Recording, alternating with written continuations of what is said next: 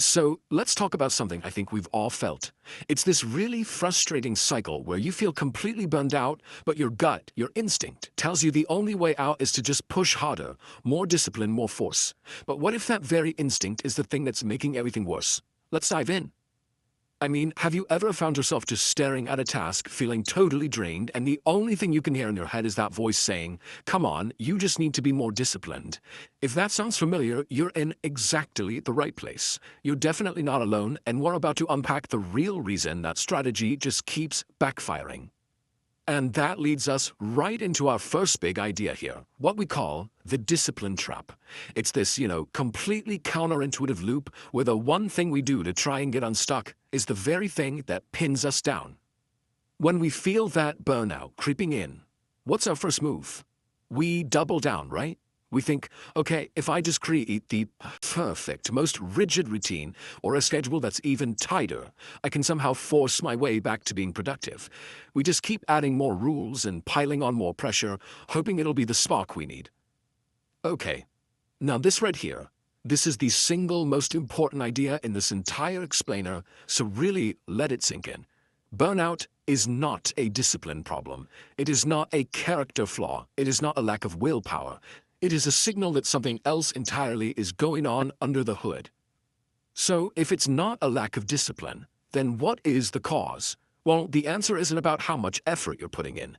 It's about your state, specifically, the state of an overloaded nervous system. So, what does that even mean, an overloaded nervous system? Honestly, the best way to think about it is like your internal operating system has way too many tabs open. Your body is stuck in this low-grade state of alert, it feels unsafe, and your mind just feels constantly pressured. And when you're in that state, even the simplest actions can feel, well, monumental. And this contrast is absolutely key.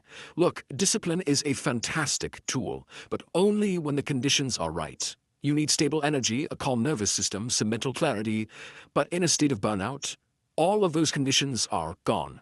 Your body feels unsafe, your mind's pressured, and every little thing feels urgent.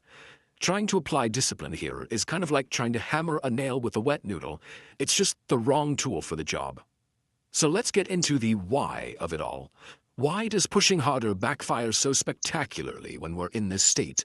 What's the actual science behind feeling so incredibly stuck? Well, every single time you try to force yourself to work through that exhaustion, you're sending a really specific signal to your nervous system. You're basically shouting, "Hey, threat, something is wrong here. You need to fix this, and you need to fix it right now." It's like you're ringing an internal alarm bell over and over again. And that alarm bell, it has real physical consequences. It keeps your system on high alert, which is the exact opposite of the calm state you need for clear, productive work. Your thinking gets really narrow and rigid, focused only on that threat. And that's why action feels so heavy, and why even the tiniest things on your to-do list can feel completely and utterly exhausting. So, I really want you to let this one sink in. You are not lazy for feeling this way. You're not broken. Your internal system is just overloaded, that's all. Okay, so we've defined the problem, we've talked about why the old way fails, and here's the good news. There is a new way forward, a path back to clarity that doesn't rely on brute force at all. This is the Klariti Shift Method, and the whole key is that action is the last step, not the first. Traditional productivity advice always says, just take action and motivation will follow. This flips that completely on its head. You start by regulating your state, calming your nervous system down. From that place of calm, clarity naturally starts to return, and only then do you take the action that now feels obvious and a whole lot later. And the payoff from making this shift is huge. I mean, just look at the difference. When your state is calm, clarity comes back. Decisions get simpler. The next step actually feels obvious. But when you're trying to operate from that pressured state, discipline feels like an act of violence against yourself, motivation is nowhere to be found, and that feeling of resistance just gets bigger and bigger. Okay, so this all sounds great in theory, right? But how do you actually start regulating your state in the real world? Well, it all begins with a really simple reset, just swapping one question for another.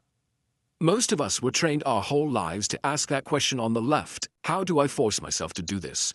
The shift is to consciously replace it with the question on the right, what would reduce pressure right now? This tiny change in language shifts your focus from force to safety, from fighting your own system to actually working with it. And the answers don't have to be some huge dramatic thing. In fact, most of the time, they're incredibly simple. Maybe reducing pressure just means simplifying the task, breaking it down into one tiny piece. Or maybe it's just about lowering your expectations for the day. Or maybe it's just choosing one single small step you can take. That's it. And this isn't just a theory, this is a real lived experience. As one person put it, I used to think I lacked discipline. But the harder I pushed, the more tired I felt. When I stopped forcing and focused on clarity, action became lighter. That feeling of lightness, that's what we're aiming for here. And this really brings us to the core insight of this whole approach. Momentum doesn't come back because you pushed hard enough. It comes back when your nervous system finally feels safe enough to move forward again. Seriously, if you take away only one thing from this explainer today, please let it be this. You are not broken. You are simply overloaded. And the solution isn't more force, it's more safety.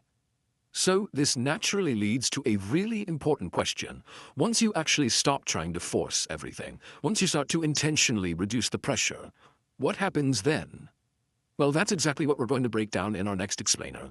We're going to explore the powerful mechanics of clarity and show you precisely why it's a much more reliable engine for progress than motivation ever will be, especially when you're feeling completely drained. I'll see you there.